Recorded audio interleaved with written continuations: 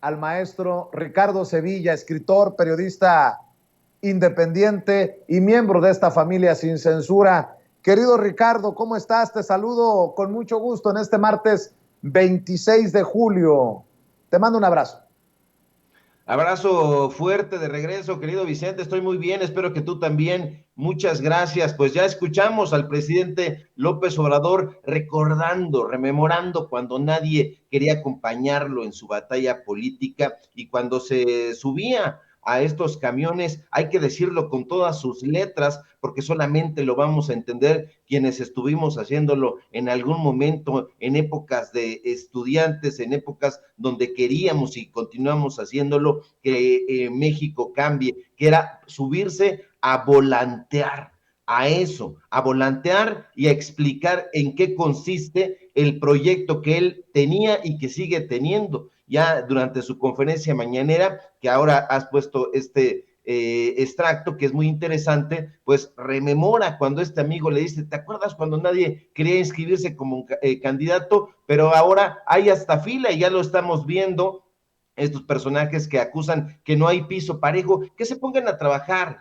que se pongan a volantear, ahora ya lo pueden hacer a través de las redes sociales, incluso pues tienen ahí a un buen séquito de personajes, tanto en la prensa corporativa como en otros lados, que los están apoyando. Entonces, pues bueno, contra lo que uno se imaginaría, están esperando señales. Entonces, esta crítica me parece muy interesante, sobre todo viendo que Marcelo Ebrard estaba ahí presente. Pues bueno, siempre ha sido señalado que Mario Delgado es el delfín de Marcelo Ebrard. Entonces, si no hubiera piso parejo, se podría pensar que entonces quien tiene la mayor influencia dentro del partido Morena, dentro de la dirigencia, pues es Marcelo Ebrard. Pero no es así, no va a haber señales, pónganse a trabajar.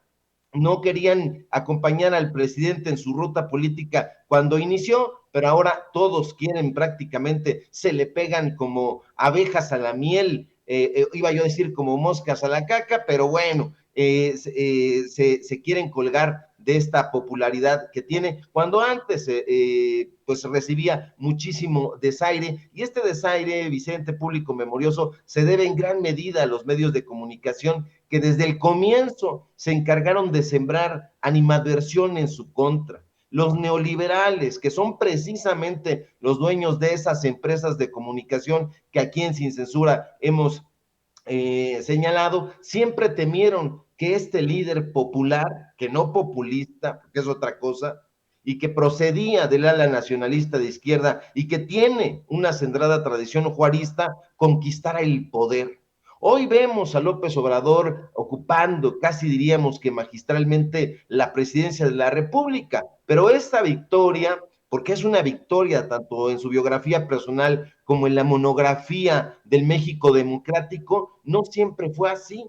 Antes de eso, mucho antes, su recorrido fue bastante espinoso, diría yo, y no estuvo exento de dificultades. Antes de que López Obrador llegara a Palacio Nacional, este hombre infatigable que no bosteza en las mañanas, que ha recorrido todas las comunidades y municipios del país y que siempre ha sido próximo precisamente a las comunidades indígenas, era ninguneado y vilipendiado por sus opositores. ¿Y quiénes han sido esos opositores? Porque se habla de los opositores, pero casi no se dice en qué consiste y quiénes son estos personajes. Bueno, pues sus opositores son los neoliberales, los opresores del pueblo, los grupos del poder que han sangrado al erario y que se han aprovechado de México, los injerencistas y los aviesos dueños de las multinacionales que le han chupado hasta el tuétano a este país. Sus opositores no querían que llegara a la presidencia López Obrador porque desde su gestión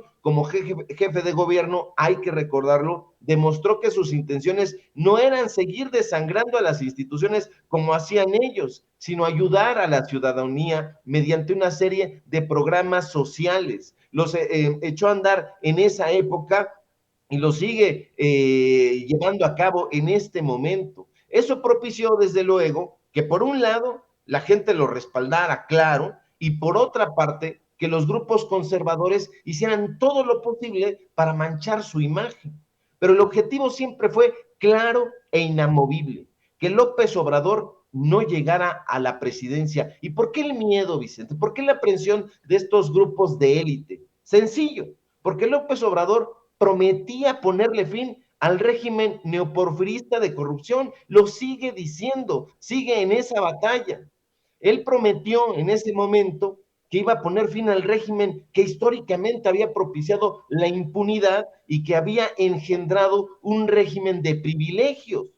¿Cómo no iban a temer esos grupos si este hombre infatigable prometía parar al neoliberalismo creador de inequidades?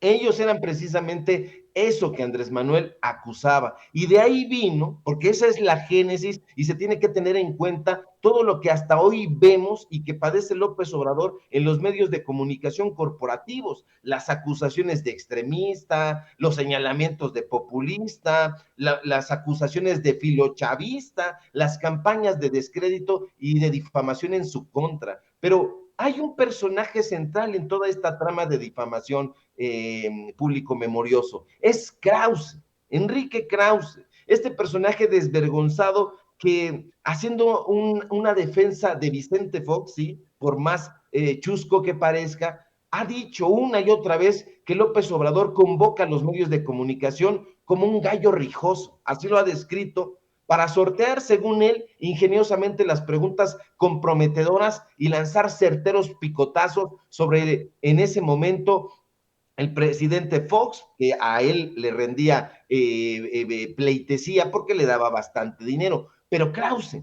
el resentido Krause y sus acólitos que todavía están enquistados en esos medios de comunicación, son los que se han encargado de formar una valla de calumnias, de epítetos y de desinformación para que López Obrador decaiga como arquetipo de la población. Pero es hora, Vicente, de hacer un retrato biográfico puntual de López Obrador, de este hombre que todas las mañanas se levanta muy temprano, se informa sobre la marcha del país que gobierna y ofrece a su vez informes detallados a comunicadores que no son siempre sagaces, hay que decirlo y lo hemos señalado, y que no son siempre empáticos con él. Pese a ello, este infatigable hombre de 68 años no ha abandonado sus deseos ni sus anhelos ni un día. Pero Krause, el antidemócrata disfrazado de liberal, un día le pidió a López Obrador, fíjate, y ya nadie lo recuerda o poca gente lo recuerda, que fuera a entrevistarse con la prensa, entre comillas, liberal de Nueva York. Pero López Obrador, que en esa época era jefe de gobierno capitalino, por cierto, lo mandó a la goma. Le dijo que no, porque para él la mejor política exterior, y es lo que ha subrayado en todo momento, es la buena política interior.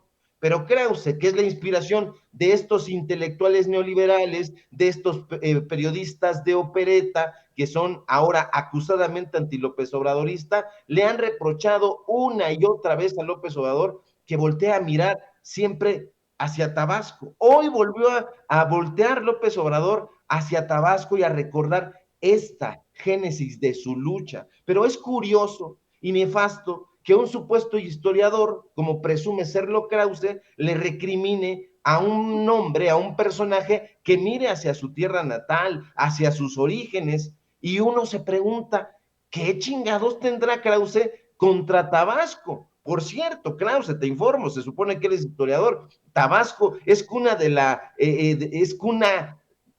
la cultura madre de Mesoamérica, la cultura olmeca. ¿Qué animadversión tienes, Krause, contra Tabasco, que fue la puerta por donde entró la conquista española, que tanto celebras? Hay que recordarle a Krause, el dueño y director vitalicio de Letras Libres, que ahí desembarcó Cortés, que ahí conoció a la Malinche, hablando de malinchistas. Pero, ¿qué tiene que ver Krause realmente en la biografía política de López Obrador? Mucho, Vicente, mucho.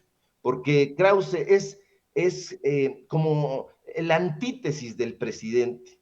Por eso, en varias ocasiones le ha dicho pues bueno, que es un Mesías tropical. En su momento, hay que recordarlo, en ese texto miserable que es el Mesías tropical, le dijo para herirlo que Tabasco no había dado un solo presidente en toda la historia de México.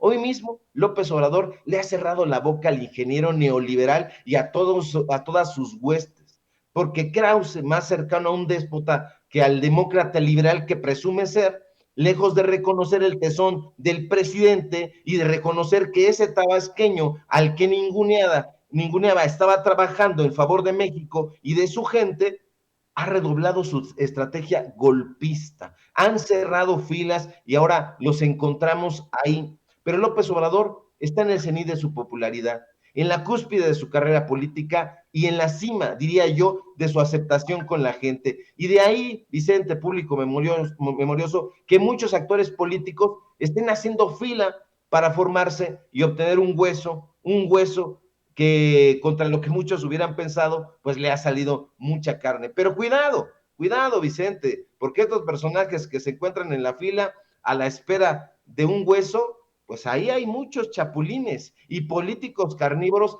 que solo están ocasionalmente al lado de López Obrador, porque él representa, hay que decirlo, la aceptación y la victoria. Y vaya que si hay personajes que no quieren entender a López Obrador,